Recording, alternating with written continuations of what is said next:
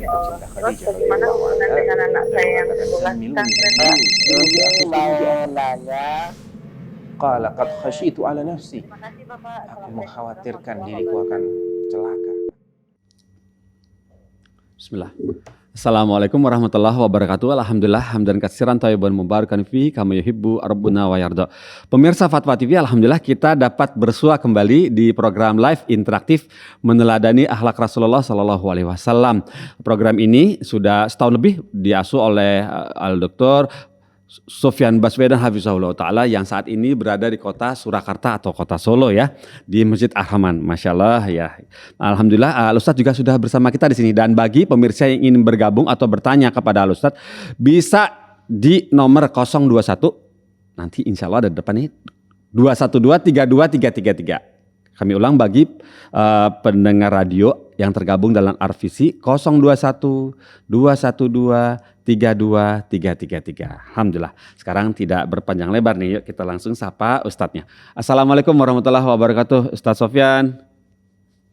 Waalaikumsalam warahmatullahi wabarakatuh. Gimana kabar Ustadz? Sehat? Alhamdulillah. Alhamdulillah. Iya. Barakallah. Ya alhamdulillah. Sehat juga. Alhamdulillah kami semua sehat di sini. Kami dan kru juga insya Allah pemirsa Fatwa TV sehat. Itu pertandanya apa Tat? Kita bisa tahu pemirsa sehat. Pertanyaannya banyak yang masuk. Gitu. Oh, masya Allah. Masya Allah. Barakallahu fikum, saat kami sangat senang sekali antum bisa meluangkan waktu di tengah kesibukan antum mengurus keluarga, berdakwah, mengasih materi di masjid antum. Terus kemudian masya Allah kami masih disempatkan 1 jam untuk bertanya dan meminta fatwa dari antum. Kami sangat bersyukur bahwa semoga Allah berkahi ilmu yang ada pada antum. Barakallahu fik, Ustaz. Amin. Alhamdulillah. Tat, yang untuk pembuka nih Tat, kita minta dinasihati Tat. Semoga antum bisa ini ya. Mohon kami beri bekal Tat. Saat ini kan sedang, udah nggak saat inilah Tat. Yang namanya dunia sosial media itu kan memang semakin hari semakin marak ya Tat. Sosial media apa-apa pengen dilihat orang, masa juga di syuting begitu ya Tat.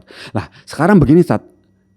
Kita kan berupaya banget nih teman-teman pemirsa juga mempertahankan tauhid kita gitu ya Ustadz ya, belajar tentang tauhid itu bagaimana.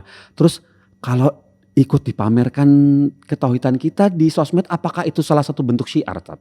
Misalnya divideokan sehingga viral gitu, sehingga ya macam-macam seperti itu. Nah itu hukumnya bagaimana ya Ustadz kalau ada yang perilaku seperti itu Ustadz ya, begitu. Mohon kami diberi bekal. Barakallahu fik. Baik, bismillah, alhamdulillah, wassalatu wassalamu ala rasulillah wa ala alihi wa sahbihi man walah, amma ba'd. Barakallahu fiqh. Terkait dengan menampakkan sesuatu, kita perlu bagi menjadi 2 ya.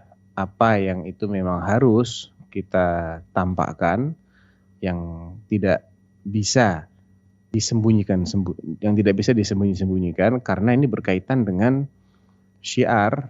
Contohnya hal-hal yang sifatnya seperti sholat berjamaah, sholat 5 waktu bagi laki-laki, sholat Jumat, puasa Ramadan, membayar zakat bagi yang memang dia terkenal sebagai orang yang wajib zakat. Ini hal-hal yang memang dia tidak perlu sembunyikan ya. Yeah. Karena ketika itu tersembunyi justru akan menjadi tanda tanya, ini muslim bukan, ini nggak pernah kelihatan sholat. Ya, ini puasa nggak nih Ramadan nih? Kok orang pada puasa dia nggak jelas gitu loh. Buka nggak pernah kelihatan berbuka, padahal sehari-hari dia di situ. Yeah. Kalau dia berbuka di rumahnya nggak ada masalah. Yeah. Artinya memang hal-hal yang menjadi syiar ya sudah sewajarnya kita bersama-sama dengan kaum muslimin melaksanakan syiar itu. Yeah. Kemudian ada hal-hal yang sifatnya pribadi. Yeah. Jadi kalau kita perhatikan Mas Pongki, setiap ibadah yang Allah syariatkan itu ada 2 versi. Versi yang untuk diketahui publik dan versi yang tidak untuk diketahui publik. Yeah. Versi yang untuk diketahui publik itu biasanya yang wajib-wajib. Yang sifatnya fardu ain. Yeah. Sholat kan ada yang wajib, ada yang sunnah. Yeah. Yang wajib 5 waktu ini mesti kita nggak usah pedulikan. Yeah. orang tahu, ya memang orang harus tahu kalau saya ini seorang muslim, saya menjaga sholat 5 waktu. Ya. Karena kalau sampai orang nggak pernah lihat saya sholat 5 waktu, bahaya nanti mereka meragukan keislaman saya. Oh gitu ya. Ya, Ya. puasa Ramadan juga begitu. Ya. Zakat mal, zakat Ya. fitrah juga begitu. Karena ini sifatnya wajib. Ya. Haji yang itu merupakan rukun Islam yang untuk pertama kalinya ya, Ya. kan itu juga wajib. Tapi kalau yang kedua dan seterusnya kan sunnah. Ya. Umroh yang pertama kali itu juga wajib menurut madhab Syafi'i dan madhab Hambali. Ya. Adapun yang kedua, ketiga dan seterusnya itu sunnah. Ya. Silahkan yang wajib-wajib ini, ya walaupun saya tidak menganjurkan untuk mempublikasikan di sosmed. Iya. Tapi karena ada sedikit perbedaan ya antara kita mempublikasikan dengan Nggak usah. kita berbuat di depan umum tapi Nggak tidak dengan cara dipublikasikan. Ada perbedaan tentunya ya. Kalau dipublikasikan itu orang sudah tahu tapi kita tampilkan juga di sosmed, itu namanya mempublikasikan. Tapi kalau sekedar kita melakukan di tempat yang memang semestinya kita melakukan hal itu, Ya. maka ya itu bagian dari tata cara pelaksanaan ibadah itu sendiri. Iya betul Ustaz. Yang namanya tawaf kan mau nggak mau di tempat terbuka. Iya. Ya Betul. kelihatan gitu Kelihatan. loh. Mau ngumpet di mana, antum mau pakai kerudung nggak boleh kan? Laki-laki nggak boleh menutupi wajahnya ketika tawaf. Jadi memang Iya. harus kelihatan. Harus kelihatan. Harus kelihatan. Mm-mm. Puasa Ramadan ya kecuali kalau mungkin dia sedang sakit, dia tidak bisa keluar rumah, nggak ada masalah. Cuman Iya. memang ketika dia itu sedang berada bersama orang-orang, ya dia harus dan dia nggak punya uzur, ya dia harus ikut menjalankan syiar ini. Tapi kalau bicara tentang ibadah sunnah, Mas Pongki, Iya. nah ini beda lagi. Iya. Ibadah sunnah ini sebisa mungkin kita sembunyikan Iya. selagi dia tidak masuk kategori syiar seperti sholat hari raya. Sholat hari raya ini kan syiar juga. Iya betul. Susah antum kalau mau sembunyi gimana? Yang namanya juga sholat id di lapangan, di tempat Iya. terbuka ya mau nggak mau kelihatan. Ini syiar juga ini. Iya. Tapi kalau itu sifatnya pribadi bukan syiar, Heeh. sembunyikanlah. Iya. Makin banyak seseorang menyembunyikan ibadah-ibadah yang sifatnya pribadi seperti ini, maka dia akan makin mudah menjaga keikhlasannya. Iya. Namun sekali lagi, ya kita juga nggak boleh suudzon kepada orang yang mempublikasikan terkait dengan ibadah tertentu yang memang bisa jadi itu sebagai wasilah untuk memotivasi orang lain. Iya. Contohnya sedekah. Allah Ya. SWT berfirman, in tubdus sadaqati fa ni'ma hiya wa in tukhfuha wa tu'tuhal fuqara fa huwa khairul lakum. Kalau kalian menampakkan sedekah kalian, ya in tubdu. Kalau kalian menampakkan sadaqat, in tubdus sadaqat fa ni'ma hiya, maka alangkah bagusnya itu. Wa in tukhfuha, tapi kalau kalian menyembunyikannya, Iya. wa tu'tuhal fuqara, dan kalian berikan kepada fuqara, fa huwa khairul lakum. Maka Ya, itu lebih baik lagi. bagi kalian. Ya.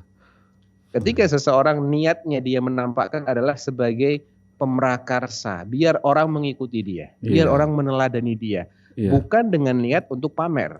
Iya. Walaupun dia memamerkan, tapi niat dia, saya nggak ingin cari pujian orang, saya Iya. ingin orang terangsang. Iya. Maka dia akan mendapatkan pahala yang besar. Orang Karena yang mengikuti. dia mengamalkan hadis Iya. Nabi yang mengatakan man sanna fil islami sunnatan hasanah falahu ajruha wa ajru man amila biha min ba'dihi ila yaumil qiyamah la yanqusu dzalika min ujurihim syai'a.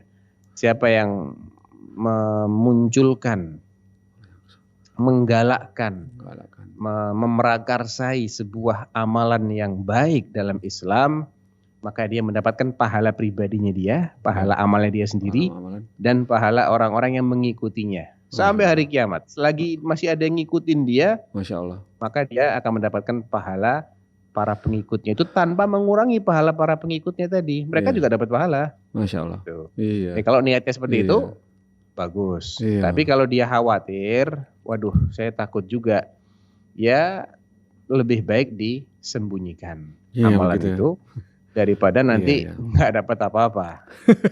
Iya, tekor deh. Barakallahu fikum Ustaz, seperti itu Ustaz. Jadi memang Allah tuh membagi-bagi begitu. Jadi kita harus pandai-pandai menata hati yang dalam niat ya Ustaz ya. Pandai-pandai tuh ya. Betul. Itu Nah. sulit sekali Ustaz, Masya Allah. Itu sulit sekali itu, Masya Allah. Barakallahu fikum Ustaz atas jawaban antum. baik. Nasihat buat kami semua, semoga kita, saya, teman-teman yang di sini juga pemirsa dan pendengar radio bisa mengambil manfaat dari apa yang sudah dinasihatkan oleh Ustadz Sofyan Baswedan Hafizahullah Ta'ala. Dan ini sudah ada penelpon yang masuk, yuk kita sapa yuk. Assalamualaikum Fatwa TV. Ya, Assalamualaikum. Waalaikumsalam. Bapak Nazbi di Palembang. Nazbi di Palembang betul? Iya Pak. Ya, silakan Bapak Nazbi, Anda yang bertanyakan. Oke. Assalamualaikum Pak Khatibi. Waalaikumsalam warahmatullahi Waalaikumsalam warahmatullahi wabarakatuh. Oke, ini saya Silakan Pak. dari Palembang nih Pak. Iya. Mohon pencerahannya Pak ya. Saya itu di tempat saya ini kan setiap malam Jumat itu kan di masjidnya itu sering diadakan ritual yasinan ya kayak gitu ya Pak ya.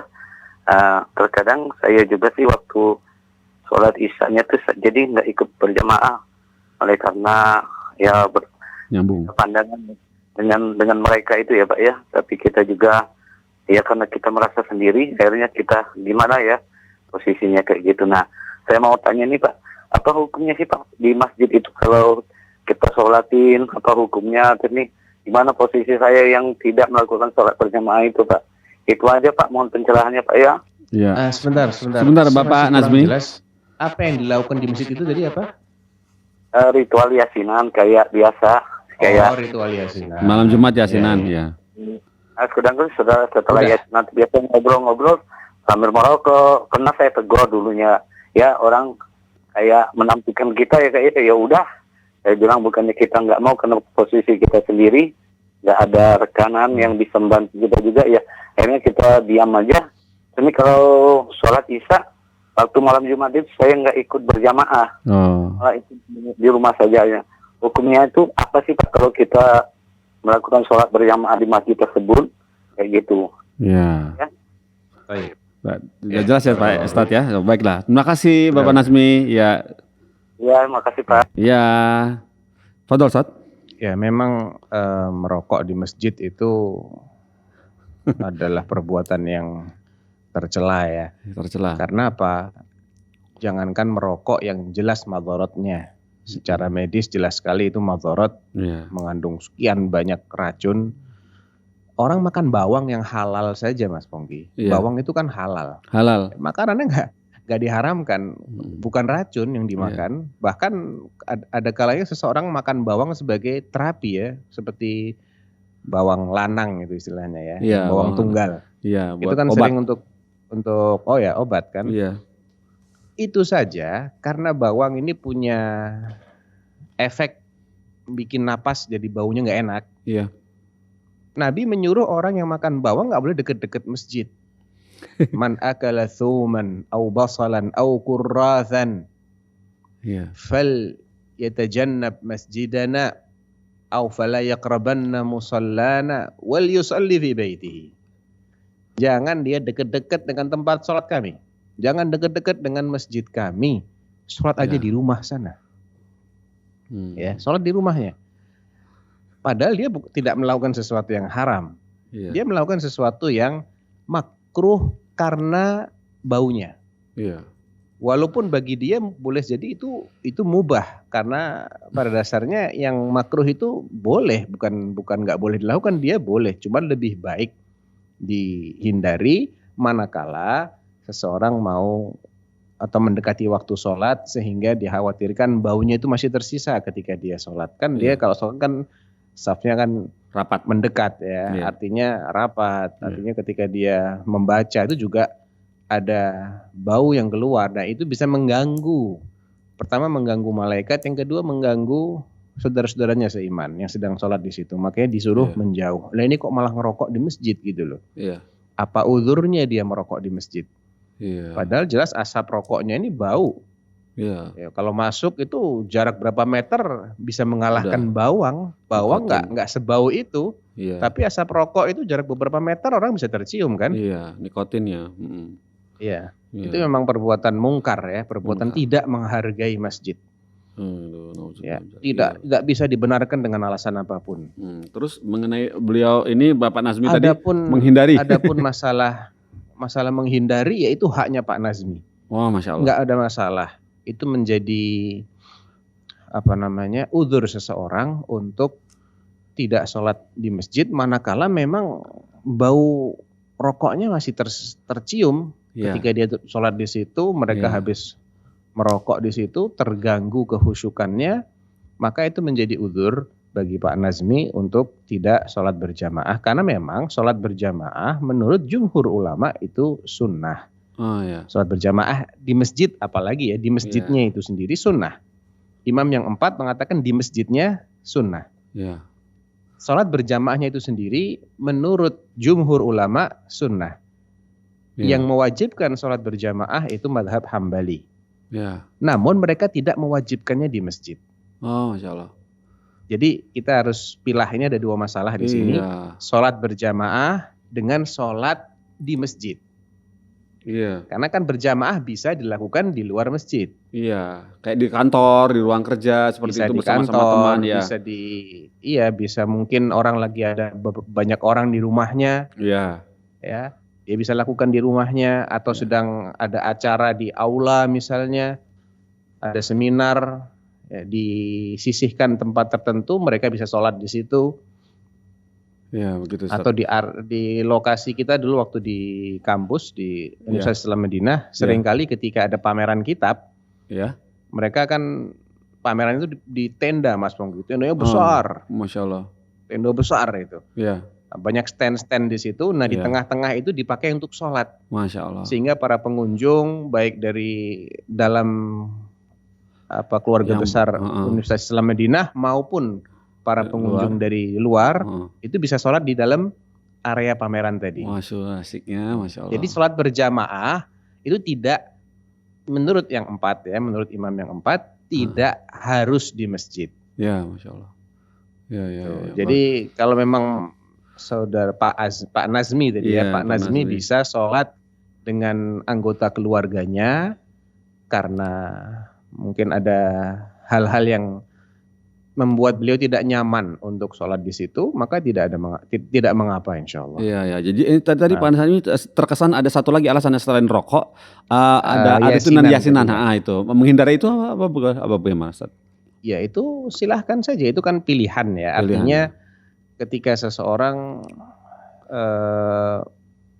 kalau sekedar yasinan sendiri sih itu tidak menjadi alasan untuk tidak berjamaah manakala dia tidak punya pilihan lain.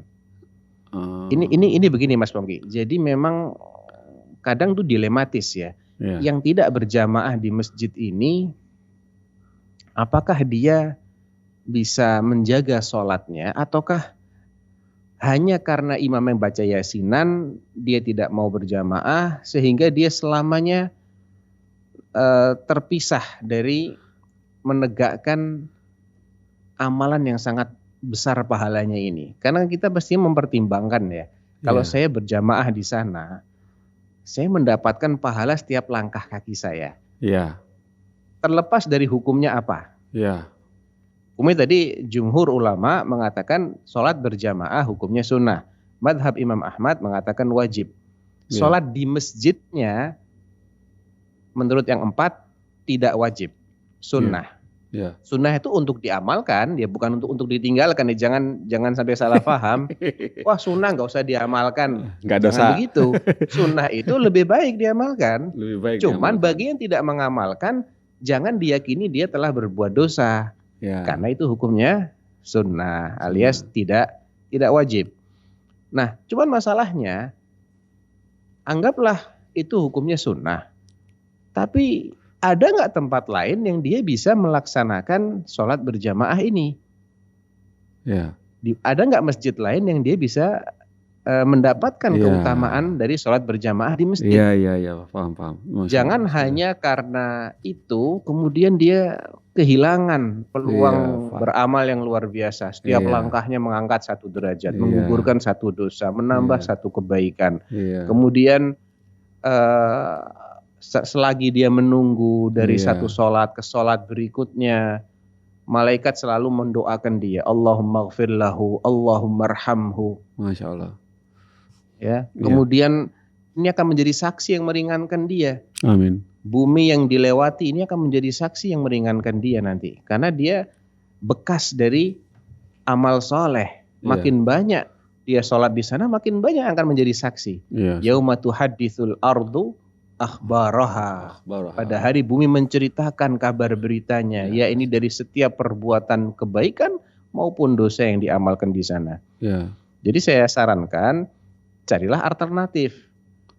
Masjid lain. Upayakan bisa sholat di masjid lain yang di sana imamnya lebih dekat kepada sunnah Rasulullah Shallallahu Alaihi Wasallam. Tapi seandainya tidak ada, kalau hanya masalah imamnya yasinan itu tidak parah-parah banget sehingga dijadikan sebagai alasan saya beda pemahaman sama dia, saya nggak mau sholat di belakangnya. jangan begitu. Jangan gitu ya. Yang proporsional lah dalam menyikapi itu, kita harus proporsional. Nah, Barakallahu fiikum Ustaz, seperti itu ya. Jadi kita lebih luas lebih luas saja. Terutama bersama di sini ada teman-teman kita juga, saudara-saudara kita, tetangga kita yang ketika kita suka bisa jadi kita susah kan bisa jadi minta tolong ke tetangga juga gitu ya. Tapi yang penting ada banyak tidak kebaikan. Iya, Masya kita Allah. Bisa silaturahim, bisa saling bertegur sapa, ngucap salam ya.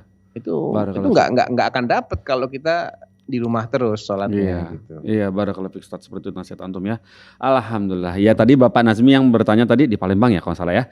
Semoga bisa paham apa yang sudah disampaikan oleh Ustaz Sofyan. Saat ini kita mulai dari pertanyaan pertama dari website ya Ustaz, boleh ya Ustaz ya? Dari Fahri Haryanto, Sumatera Utara, Medan. Assalamualaikum warahmatullahi wabarakatuh Ustaz Sofyan. Izin bertanya Ustaz, saya ingin bertanya tentang apa hukumnya melakukan badal umroh dengan memasang tarif tertentu. Ya, badal umrohnya itu sendiri sih boleh-boleh aja ya. Nah, adapun tarif tertentu ini untuk menggantikan operasional atau dia cari penghasilan dari situ. Nah, bagaimana? Yang kedua kalau itu operasional, kalau itu cari penghasilan maka saya khawatir ya, ini ibadahnya jadi sia-sia nanti. Terkontaminasi. Karena beda antara orang yang umrohnya itu semata-mata karena dia dibayar. Iya. Ya, dengan orang yang dibayar untuk umroh. Bingung Sat, gimana Sat? Ulang Sat. Ya, artinya begini. Artinya dia ini kalau nggak dibayar, dia nggak mau umroh. Waduh. Iya. Ada lagi orang yang sebetulnya dia tuh kepingin umroh, dia nggak punya biaya. Nah. Dia nggak punya biaya. Dia sudah pernah umroh, sudah pernah umroh untuk dirinya sendiri. Kemudian masih pengen. Dia ingin bisa mengambil manfaat dari keberadaan dia di tanah suci. Kan ketika seseorang ini sudah mengumrohkan orang lain, kan sisa waktunya itu dia bisa gunakan untuk ibadah bagi dirinya sendiri. Gitu loh. Selama umrohnya itu sudah tertunaikan, sudah terlaksanakan, nggak ada masalah. Dia mau perbanyak sholat di Masjidil Haram, mau tawaf sunnah, ya itu menjadi haknya dia. Nah, ada orang yang kalau saya bisa membadalkan umroh orang lain, maka saya jadi punya kesempatan untuk memperbanyak ibadah di tanah suci. Jadi tujuan dia untuk ibadahnya, bukan cari duitnya. Nah, ini dua hal yang berbeda. Ada lagi, kalau yang tercela itu adalah kalau Anda tidak bayar saya sekian, saya tidak mau umroh. Saya tidak mau badalin gitu ya. Jadi motivasi utamanya itu duitnya. Bukan ibadah umrohnya, bukan. Makanya Syekh Syuyukhina, guru kami, Syekh Ibn Utsaimin rahimahullahu ta'ala, mengatakan beda antara orang yang ya'khudh liyahujj atau yahujju liyakhudh. Beda antara orang yang mengambil bayaran supaya dia bisa haji, bisa ikut merasakan suasana haji, dengan orang yang hajinya itu semata-mata biar dia dapat duit. Kalau dia tidak haji kan tidak dapat biaya badal. Iya. Jadi tujuan dia haji untuk apa? Saya mau Iya. cari duitnya. Iya, badal. Makanya kalau sesuai dengan tarif yang dia inginkan, dia terima. Kalau enggak, dia tolak. Ini berarti dia umrohnya atau hajinya adalah untuk cari duit. Iya. Tapi ketika dia ini tujuan utama saya bukan duitnya. Saya diongkosin aja sudah alhamdulillah Udah senang gitu loh. ya. Tiketnya dibelikan, akomodasi tanggung, sudah alhamdulillah saya sudah senang. Saya inginnya ibadah di sana. Iya. Dikasih uang saku, alhamdulillah, enggak ada masalah. Iya. Nah itu nggak ada masalah. Tapi kalau dia pasang tarif, saya tidak mau kalau nggak dibayar sekian, yaitu berarti hajinya untuk cari duit. Aduh. Nah kalau hajinya untuk cari duit, keikhlasan dia jadi dipertanyakan. Ya. Ketika keikhlasannya jadi nggak jelas, ya ngapain sih badalin orang kayak gitu? Iya. Ya menyerahkan badal kepada orang kayak gitu, Iya. apa yang bisa diharapkan? Gitu. Iya, iya. Tapi bagaimana hukumnya? Bagaimana hukumnya ini, Ustaz? Ya, ketika orang yang menjadi korbannya gitu, udah terlanjur bayar kepada orang yang bermotivasi seperti itu. Bagaimana sih, misalnya seseorang yang membadalkan haji yang ibunya sudah tidak kuat, sementara dirinya juga terkendala. Bagaimana amalannya dia yang membayar kalau itu? sudah terlanjur orangnya sudah berangkat ya mau gimana lagi? Oh iya, amalannya Ya diterima nggak, Ustaz? mudah-mudahan niat anaknya itu diberi pahala oleh Allah Subhanahu wa taala. Iya. Ya, masalah amalan itu diterima pahalanya bagaimana itu kan perkara gaib Mas Pongki. Iya, iya. Ya, kita berharap kan Allah kan Maha Pemurah ya. Allah luas karunia-Nya. Iya. Rahmatnya luas, karunia-Nya luas. Ya, kita berharap kepada Zat yang Maha Luas karunia-Nya akan memberikan yang terbaik. Iya, Karena kan ada dua sisi di sini. Iya. Anaknya sudah berusaha, Iya. dia mengumpulkan uang dengan rezeki yang halal, Iya, dengan betul. niat dia bisa mengumrohkan atau menghajikan orang tuanya. Iya, betul.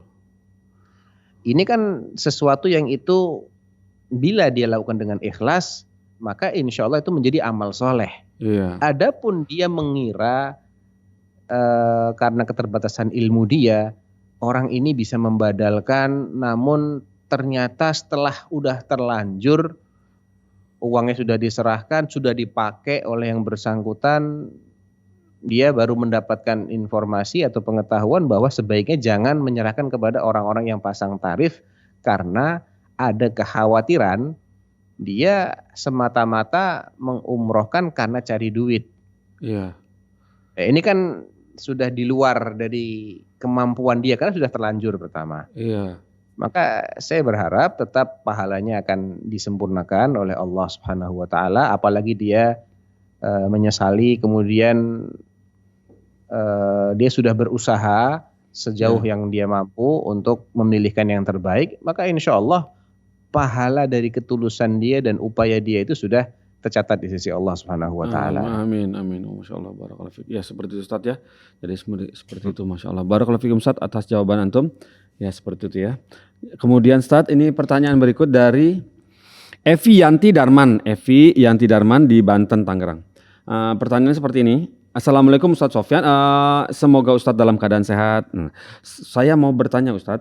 Semenjak pensiun 2 tahun, ini Ibu Evi bertanya, semenjak pensiun 2 tahun lalu saya aktif di kepengurusan yayasan di kampung saya.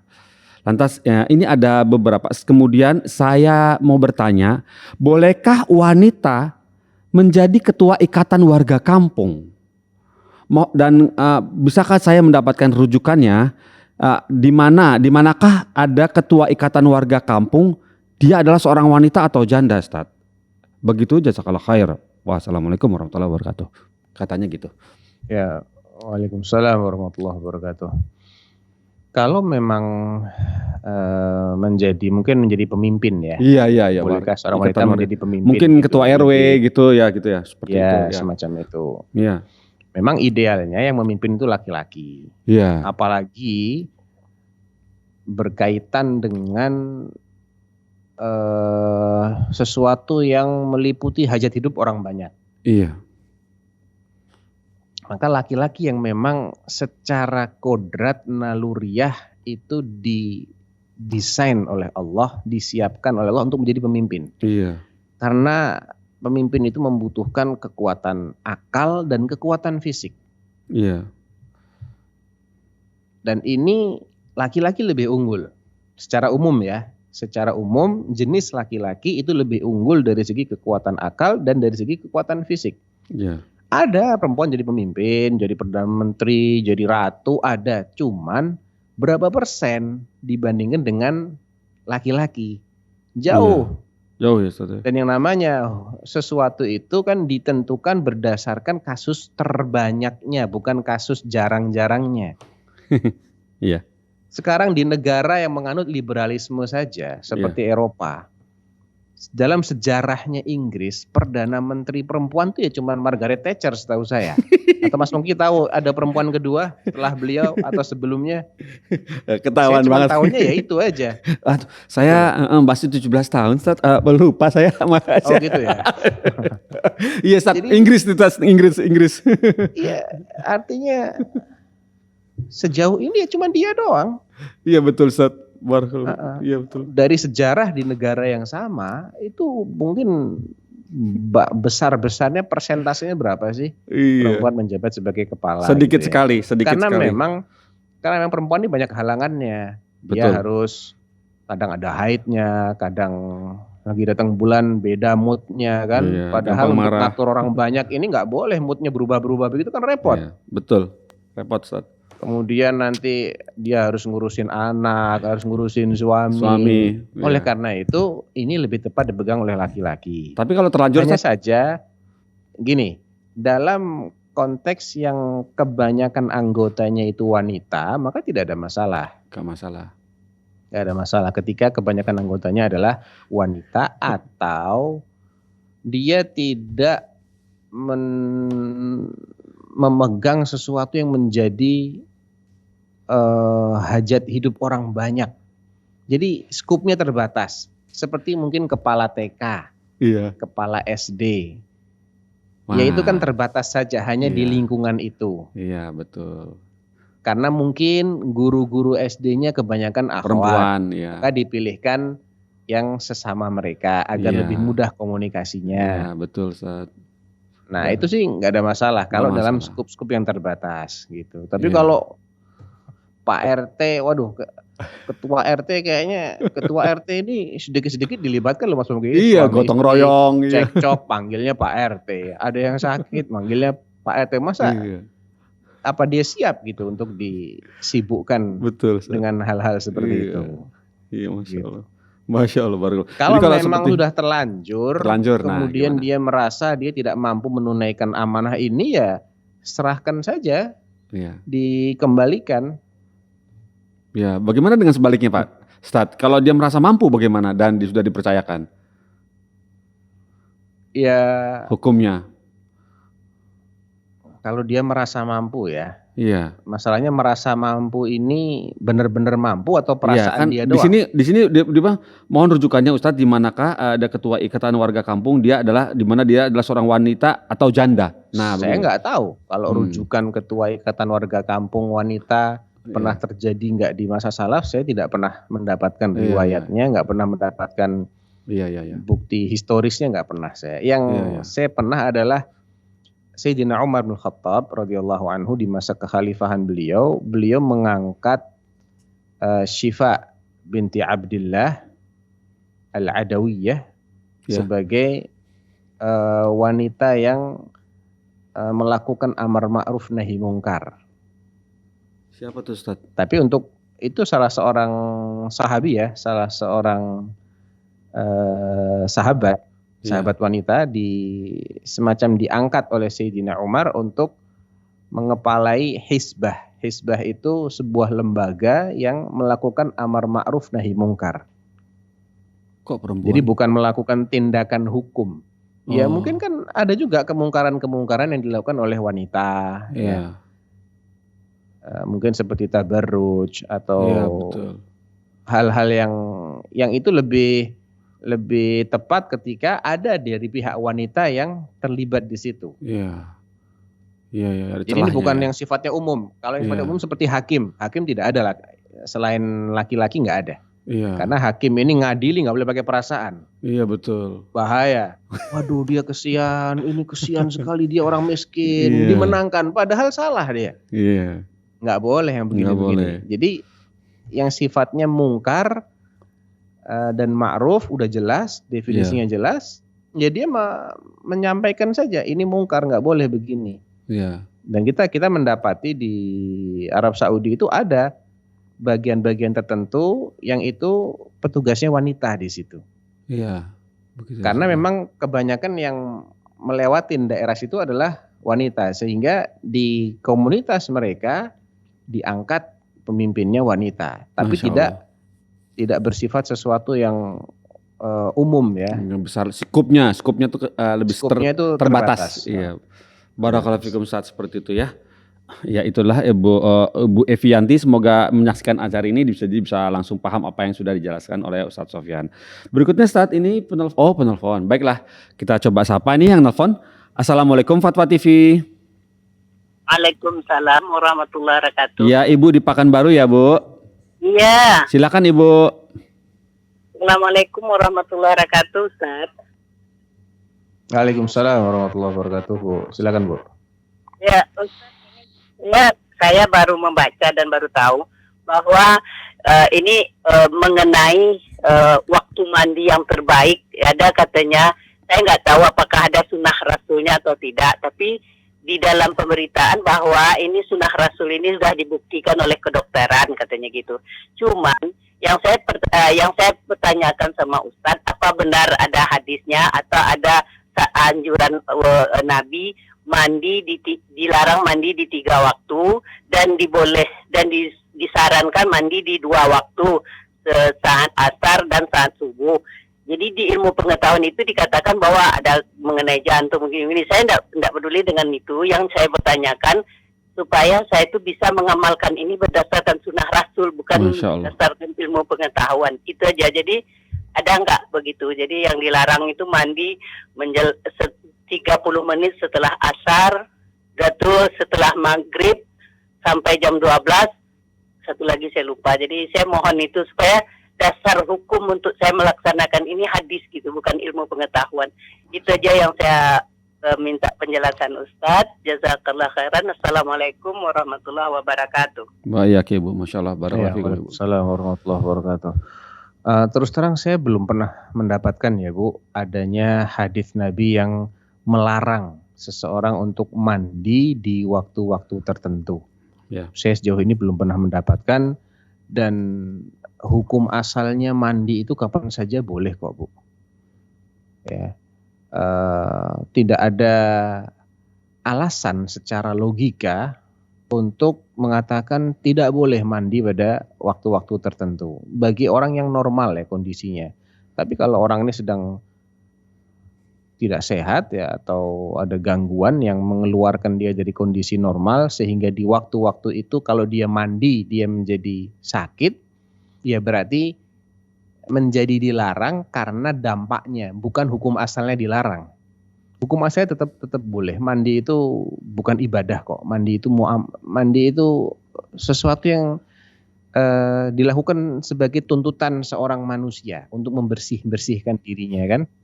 Membersihkan dirinya, orang misalnya habis berkeringat, bau badannya, ada daki. Ya mandi nggak ada masalah Bu. Saya tidak pernah mendapatkan larangan tertentu terkait waktu. Apalagi 30 menit, bagian menit itu istilah kontemporer Bu. Di zaman Nabi nggak pakai istilah menit. Aneh sekali kalau ada hadis menyebutkan sampai 30 menit, itu kayaknya palsu itu hadisnya. Iya, palsu ya. Istilah menit nggak dikenal di masa itu. Iya. Barakallahu fiik. Seperti itu Ustaz ya. Jadi bebas Ustaz ya. Barakallahu fikum Ustaz. Alhamdulillah. Pertanyaan berikut ini dari website dari Nurmawati Ahmad. Oh, Masya Allah, ada telepon masuk. Baiklah, kita sapa yang bertelepon. Ya. Assalamualaikum Fatwa TV. Waalaikumsalam warahmatullahi wabarakatuh. Kami kenal nih suaranya. Bapak Rizal ya, di Singkawang ya Pak. Wah, putus. Qadarullah, baiklah. Ya, bisa dicoba lagi ya Pak Rizal ya. Insya Allah kami tunggu teleponnya. Sementara itu kita sambung dulu pertanyaan yang dari website ini seperti ini dari Nurmawati Ahmad di Tangerang, Banten. Assalamualaikum Ustadz Sofyan yang terhormat, adakah dalil yang sahih? Oh, lanjut lagi Pak Rizalnya. Coba kita kembali lagi. Assalamualaikum Pak Rizal. Waalaikumsalam warahmatullahi wabarakatuh. Silakan Pak Rizal. Barakallahu fiik Ustaz. Mungkin ini Mulai berfik. sudah sering ditanyakan. Ana mau nanyakan ini Ustaz, apakah boleh antara sholat Jumat dijamak dengan sholat asar? Nah itu aja pertanyaan Ana.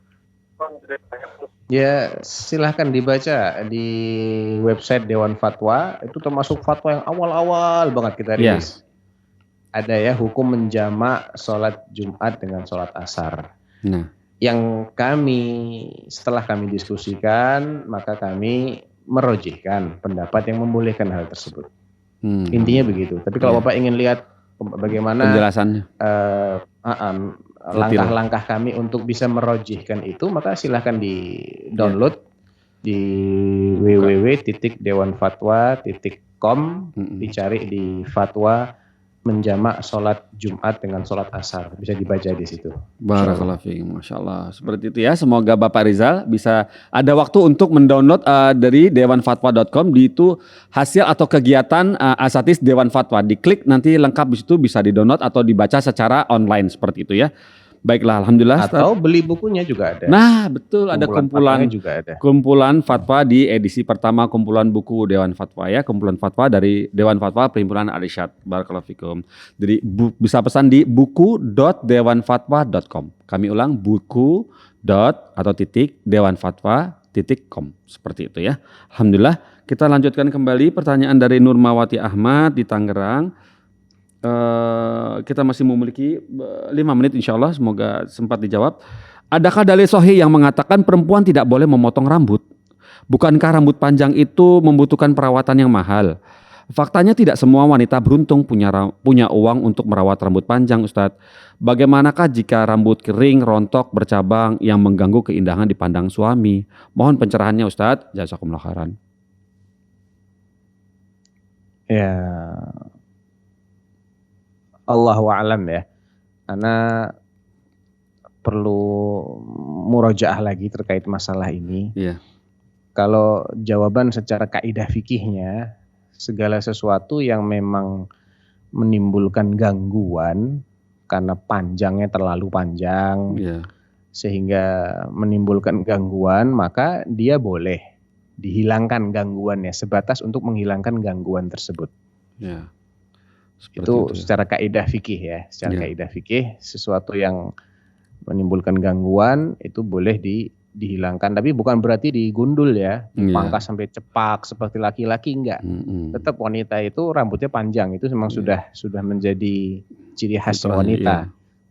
Cuman kan panjang itu ya bisa panjang banget, bisa panjang dalam batas yang normal, masih membedakan antara rambut wanita dengan rambut pria. Jelas kelihatan ini rambutnya rambut wanita. Tidak menjadi demikian cepak sehingga jadi samar lagi ini laki-laki atau perempuan gitu ya. Iya. Misalnya ada kondisi-kondisi tertentu yang memang tidak bisa diatasi kecuali dengan memangkas sedikit rambutnya, maka tidak mengapa. Ya. Barakallahu fiik, seperti itu ya jawaban antum ya. Barakallahu fiik Ustaz. Alhamdulillah, semoga Ibu Nurmawati Ahmad bisa paham apa yang sudah disampaikan Ustaz Sofyan. Alhamdulillah. Ini kalau boleh satu pertanyaan lagi Ustaz dari Vita di Jawa Barat, Kota Bekasi. Assalamualaikum Ustaz Sofyan, izin bertanya kepada Dewan Fatwa. Jika salah satu Ustadz berlabel salaf sunnah melakukan tindakan yang tidak sesuai dengan sunnah, apakah ada sanksi atau teguran sesama asatis atau bagaimana? Begitu katanya. Kalau mereka mengetahui atau ada di antara mereka, kan tidak harus kesalahan seseorang itu diketahui oleh semua ustadz. Kayaknya nggak mungkin juga gitu loh. Kita mengharuskan semua orang harus tahu kalau si fulan berbuat salah dan harus menegur. Ya mungkin mereka menegur, cuman Anda tidak tahu kalau mereka menegur atau mengingkari kesalahan itu. Atau mungkin juga mereka tidak mengingkari karena nggak tahu kalau si fulan berbuat kesalahan. Tapi seharusnya orang yang mengetahui bahwasanya itu adalah kekeliruan dilakukan oleh saudaranya, maka seharusnya dia menasehati. Betul, Masalah Ustaz. kita tahu apa enggak dinasehati itu masalah lain. Iya. Kita nggak wajib untuk tahu Iya. orang lain ini dinasihatin atau diingkari ataukah tidak. Nggak wajib tahu kita. Nggak wajib ya. Dan caranya bagaimana juga itu lebih kepada pertimbangan maslahat madarat Iya, ya. Kapan betul. waktu untuk menasehatinya, Iya. dengan cara apa. Cara gimana? Mungkin juga apa yang kita nilai sebagai kesalahan itu belum tentu salah. Iya. Belum tentu salah. Itu kan bisa jadi kita taunya harusnya begitu. Setahu Iya. kita. Iya. Tapi sejatinya tidak harus begitu. Kan mungkin saja toh Mas Pongki. Betul, betul. Mungkin Iya saja. nggak? Betul, iya, Ustaz. Mungkin awalnya seseorang mengira sholat berjamaah itu wajib di masjid. Nggak boleh sholat di rumah. Iya. Ternyata setelah ditinjau secara fikih, loh ternyata imam yang 4 tidak mengharuskannya di masjid. Iya. Mereka menyunahkannya di masjid. Ketika kita mengingkari sesuatu misalnya berangkat dari pengetahuan kita Iya. dan ternyata pengetahuan kita ini tidak sesuai dengan duduk perkara yang sebenarnya secara tinjauan syar'i, maka kita tidak bisa menyalahkan orang yang tidak mengingkari. Karena sebetulnya dia tahu kok ini tidak perlu diingkari. Ini masalah yang memang menjadi medan toleransi di antara para dai. Ya, mungkin dia memilih salah satu pendapat Iya. dan ustadz yang lain lebih menguatkan pendapat yang berbeda sehingga bagi dia saya tidak perlu mengingkari, ini kan masalah yang sifatnya ijtihadiyah. Iya.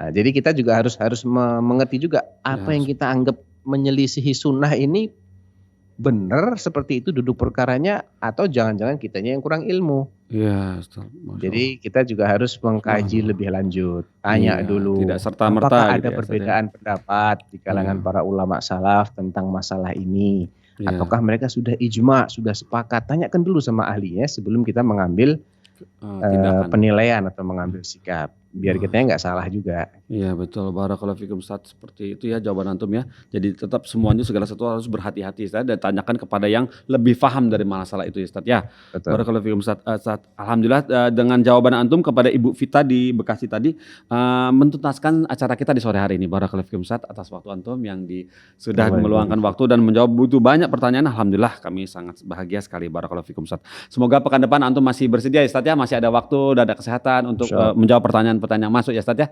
Barakallahu fikum Ustaz. Alhamdulillah. Insyaallah. Boleh acara kami tutup Ustaz? Nah, Baik, silakan Mas Pongki. alhamdulillah. Pemirsa Fatwa TV, alhamdulillah kita sudah tuntas sore hari ini untuk membahas pertanyaan-pertanyaan yang masuk ke dewanfatwa.com. Semoga Allah temukan kita di pekan depan dengan acara yang sama, Ustadz yang sama, insyaallah. Kita tutup acara ini dengan kafaratul majelis. Subhanakallahumma wa bihamdik. Asyhadu an la ilaha illa anta astaghfiruka wa atubu ilaika. Wassalamualaikum warahmatullahi wabarakatuh. Alhamdulillah. Terus bagaimana hubungan dengan anak saya yang sekolah di pesantren, Pak? Mau nanya. Qala qad khasyitu ala nafsi. Terima kasih Bapak. Aku mengkhawatirkan diriku akan